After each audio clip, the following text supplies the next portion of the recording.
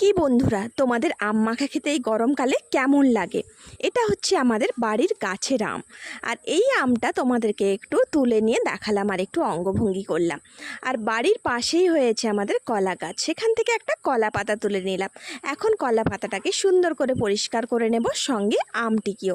এবং আমটিকে পরিষ্কার করে দেখো এখন খোসা ছাড়িয়ে নেব। আর আম মাখা কিন্তু গরমকালে সত্যিই খুব ভালো লাগে। কার কার এই আম মাখা খেতে ভালো লাগে কিন্তু কমেন্ট করে জানিও। এখন আমটাকে আমি ভালো করে কেটে নিচ্ছি এবং ছোট ছোট টুকরো করে কেটে নেব। আমটা না খুব একটা নরম কিন্তু নয়, তাই কাটতে একটু অসুবিধে হয়েছিল।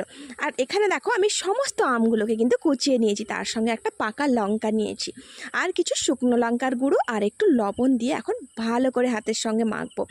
আর এখন একটু যদি কাসুন্দি থাকতো না বন্ধুরা, তাহলে আম মাখাটা কিন্তু জাস্ট জমে যেত। এই দেখো এখানে কিন্তু আমার আম মাখাটা হয়ে গেছে, আর দেখতে কিন্তু খুব লোভনীয় হয়েছে, খেতেও। তোমাদের কেমন লাগলো অবশ্যই কমেন্ট করে জানিও, আর ভালো লাগলে লাইক করো।